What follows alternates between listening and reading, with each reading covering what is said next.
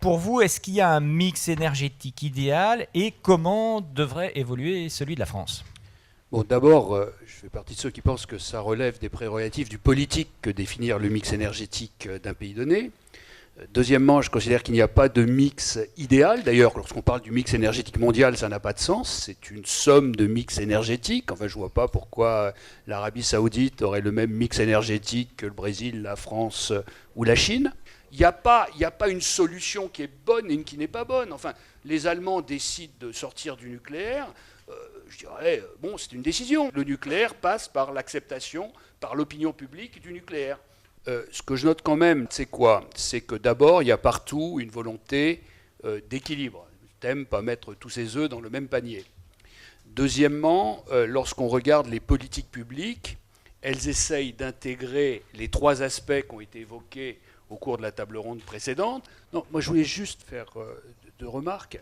La première, c'est, vous l'avez dit tout à l'heure, en France, le consommateur paye son électricité la moitié du prix allemand et l'industriel 2/3, sauf les électro-intensifs qui en Allemagne sont subventionnés. C'est qu'il y a quelque part un élément de compétitivité dans l'offre électrique française.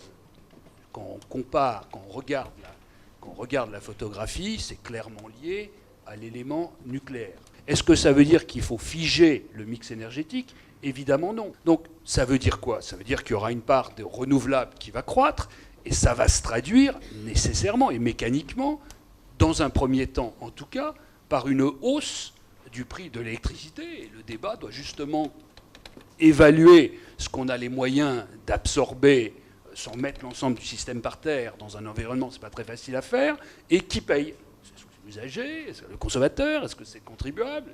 Et comment réparti entre ces différentes catégories de population? Je voudrais simplement ajouter un point, c'est qu'il faut s'inscrire effectivement dans la durée. Aujourd'hui, il est assez clair que l'éolien offshore est massivement, renchérit massivement le coût de l'électricité si on le développe. Est-ce qu'il faut pour autant ne pas le faire? J'en suis pas sûr. J'imagine que lorsqu'on a démarré le nucléaire, il a dû y avoir les mêmes réflexions que celles qu'on fait aujourd'hui sur le fait que c'est sensiblement plus cher que le charbon et qu'il ne fallait pas le faire. Donc je pense qu'on va dans une direction où il faut élargir. Ça ne veut pas du tout dire qu'il faut arrêter les centrales ou faire autre chose. Mais ça veut dire qu'il faut aller vers plus de diversité. Et il faut que les signaux donnés par l'État permettent la montée en puissance de ces technologies. Du point de vue d'une ONG mondiale comme le WWF, nous avons deux sujets de fond. Le premier, c'est la rareté des ressources. Au fond, en général, on épuise trop vite nos ressources naturelles, quelles qu'elles soient. Et dans l'énergie, bien entendu, nous sommes accros, dépendants au pétrole depuis 2 siècles, un siècle et demi, et c'est trop. Il faut, et c'est le deuxième point, il faut augmenter la sobriété énergétique. On ne peut pas faire des conférences mondiales sur le climat où nous disons au reste de la planète, faites ce que nous ne faisons pas. En ce qui concerne le scénario global, nous avons un scénario qui est en 2050, qui est 100% d'énergie renouvelable. Donc c'est l'objectif. On a une conviction, c'est que ce mix devra effectivement être diversifié et que les renouvelables devront croître en termes de poids dans ce mix. On a en revanche une conviction profonde, c'est qu'il y a un élément qu'on peut accroître de manière très rapide dans ce mix énergétique et qui était très positif, qui atteint les 3 objectifs qu'on ne cesse de répéter depuis ce matin, c'est le développement du négawatt, le watt qu'on ne va jamais consommer.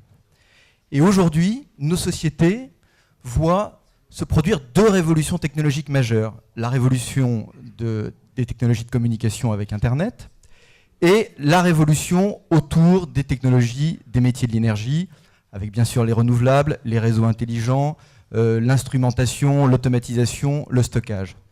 Et la convergence de ces 2 révolutions rend l'énergie numérique. L'énergie devient une data comme une autre, et en devenant une data, on va pouvoir agir sur l'énergie et gagner considérablement en efficacité. Il y a 3 étapes assez simples à mettre en œuvre pour profiter de cette opportunité formidable qui se présente à la France. D'abord, l'efficacité énergétique partout. Deuxième étape, rendre les réseaux électriques intelligents. Et la troisième étape, c'est que vous connectez les deux. Et avec ça, vous avez 4 effets majeurs.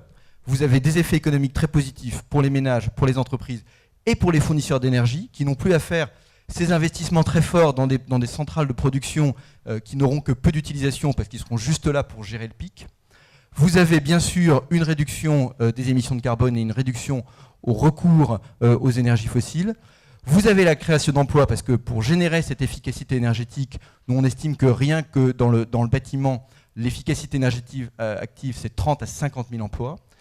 Et puis vous avez une équipe France qui peut ensuite, une fois qu'on aura développé ce savoir-faire, l'exporter et en faire un atout économique. L'Europe a un cahier des charges un peu schizophrène, puisque dans le même temps qu'on veut faire des projets de long terme, qui supposent d'avoir de temps en temps, j'ose le dire, des monopoles régulés, des oligopoles, etc., parce que c'est la condition à laquelle on a du capital à bas coût, et c'est absolument indispensable pour faire des projets de long terme. Et ce que l'Europe est en train de demander à la France en ce moment en disant libéraliser l'énergie, je pense que c'est une ânerie. Enfin bon. La dernière chose que je voudrais dire, c'est que réfléchir mix sans réfléchir consommation n'a pas de sens. C'est-à-dire 100% renouvelable si on veut 10 kWh par an, c'est pas la même chose que 100% renouvelable si on en veut 20 000. Donc quand j'ai dit 100% renouvelable, pardon pour mon voisin de gauche, j'ai rien dit. J'ai dit à partir du moment où j'ai décrit quelque part une trajectoire dans laquelle je dis j'ai à peu près tant de mobilité par personne, à peu près tant de mètres carrés par personne. Et ça, en face de ça, compte tenu des efficacités qu'on peut attendre et qui sont toujours très capitalistiques, alors j'ai besoin, ça irait avec à peu près tant d'énergie. Comment est-ce que je peux avoir cette énergie avec les contraintes physiques qui sont déjà les miennes et avec les contraintes de capitaux? Changer les trajectoires énergétiques, qu'est-ce que le choix secteur, offre ou demande, c'est monstrueusement capitalistique. Quand on parle du mix de 2025, on peut rêver à un mix idéal, mais compte tenu des constantes de temps du secteur de l'énergie, le mix de 2025, il est déjà, il faut bien le dire, en grande partie déterminé par la structure, et en particulier par un certain nombre d'actifs, et en France, les actifs, les centrales nucléaires. Donc de ce point de vue-là, tant que ces centrales peuvent être fonctionner de façon rentable et de façon sûre, évidemment, sous le contrôle de notre autorité de sûreté, se passer de ces actifs, c'est évidemment prendre le risque de choc sur notre économie. Bon. Et donc, très clairement, il faut être capable, dans ces évolutions de mix, de gérer des processus lents, de piloter des processus, de piloter dans un contexte d'incertitude maximale. Tout le monde sait l'impact de la géopolitique sur l'énergie, et d'éviter absolument les chocs, d'éviter les à-coups, d'éviter les ruptures. Nous parlerons de l'Allemagne, mais nous voyons là très facilement l'impact d'un choc. Alors, dans ce mix énergétique au demeurant, nous pensons que, bien entendu, il faut continuer les efforts d'économie d'énergie. L'industrie a fait je pense, pas mal de travail déjà, elle continue à le faire. Mais je pense que dans le mix, il y a quelque chose qui peut être favorable et qui peut rejoindre cet objectif de décarboner l'économie, c'est la croissance du rôle de l'électricité.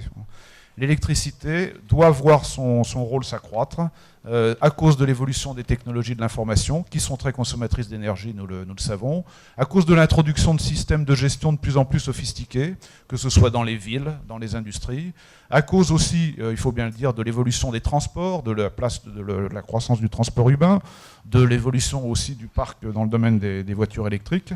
Et puis enfin, dans cette évolution de mix, comme ça a toujours été le cas en France, tous les grands choix de politique énergétique, et ça a été rappelé, se sont accompagnés de choix de politique industrielle. C'est-à-dire qu'à chaque fois, il y a eu la volonté de créer des acteurs industriels performants, non seulement pour réaliser la transformation du mix énergétique qui était souhaitée par les gouvernements, mais aussi pour se battre sur les marchés internationaux et gagner des positions à l'export et créer de l'emploi. Donc nous souhaitons absolument que cette dimension de politique industrielle soit très forte dans la considération de ce mix. 50% de nucléaire à l'horizon 2025, est-ce que c'est réaliste ? Premièrement, ça dépend, encore une fois, de l'évolution des consommations d'électricité. C'est très clair. Si vous êtes dans un scénario de forte croissance des consommations d'électricité, vous pouvez imaginer une transition progressive, douce, avoir le nucléaire qui, en gros, à parc constant ou presque, maintient sa production. Si, au contraire, vous faites l'hypothèse que vous êtes dans une croissance économique très faible et une stagnation des consommations d'électricité, forcer le passage à 50%, c'est incontestablement, à ce moment-là, c'est remplacer du nucléaire par du renouvelable et par du gaz. C'est l'augmentation des prix de l'électricité, c'est l'augmentation des émissions de CO2, ce sont des très forts investissements.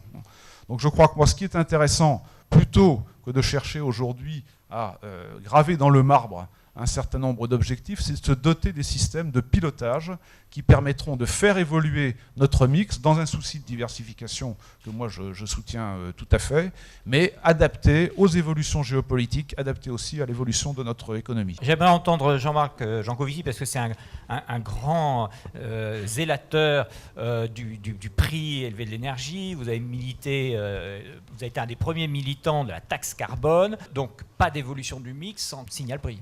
Quand on modifie des règles du jeu, il y a toujours des gens qui gagnent et des gens qui perdent. Donc penser qu'on va modifier une règle du jeu en ne faisant que des gagnants, c'est une illusion. La définition de la modification d'une règle du jeu, c'est changer les gagnants et les perdants.